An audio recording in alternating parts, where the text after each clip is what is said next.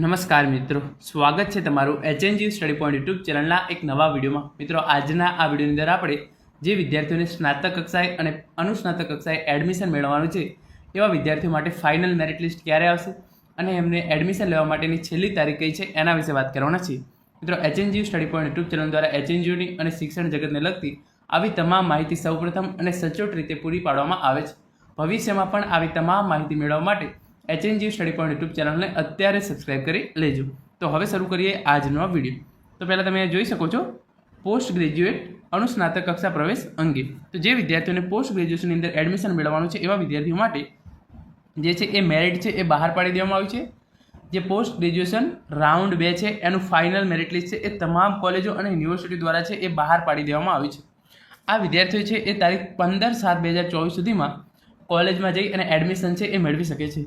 ઘણી બધી યુનિવર્સિટી દ્વારા જે છે એ ઓનલાઈન પદ્ધતિથી જ એડમિશન રાખવામાં આવ્યું છે અને ઘણી બધી યુનિવર્સિટી દ્વારા ઓફલાઈન એડમિશન ઇન્ટરસે મેરિટ છે એના આધારે એડમિશન છે એ કરવામાં આવશે. પરંતુ જે વિદ્યાર્થીઓને પોસ્ટ ગ્રેજ્યુએશનની અંદર એડમિશન મેળવવાનું હોય એઓએ ફરજિયાત જીકાસ પોર્ટલ પર તારીખ 3/7/2024 સુધીમાં રજિસ્ટ્રેશન કરી લેવાનું હતું.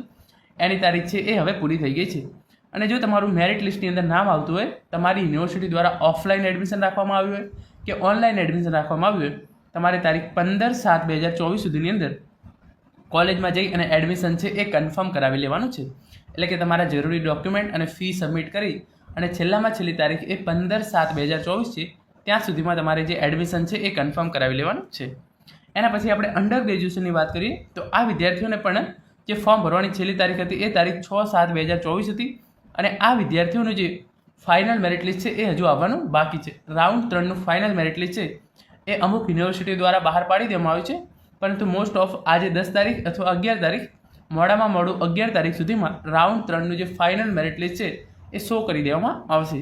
અને એના પછી પણ તમારી છેલ્લી તારીખ છે એ 15/7/2024 છે.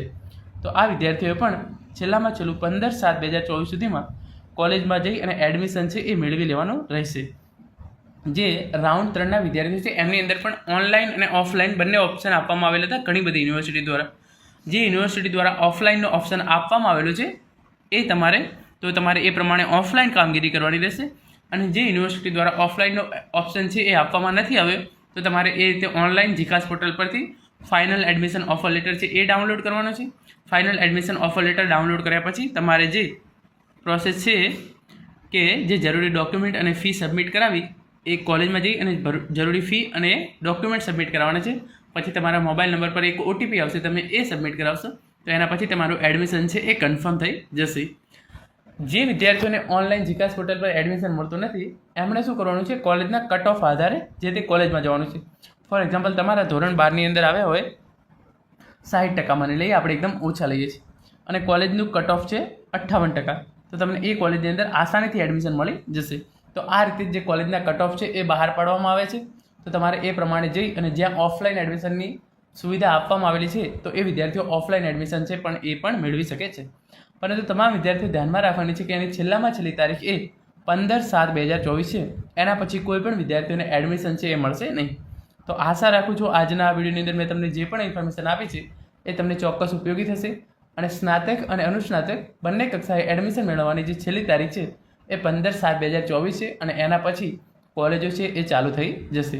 Thank you so much for watching.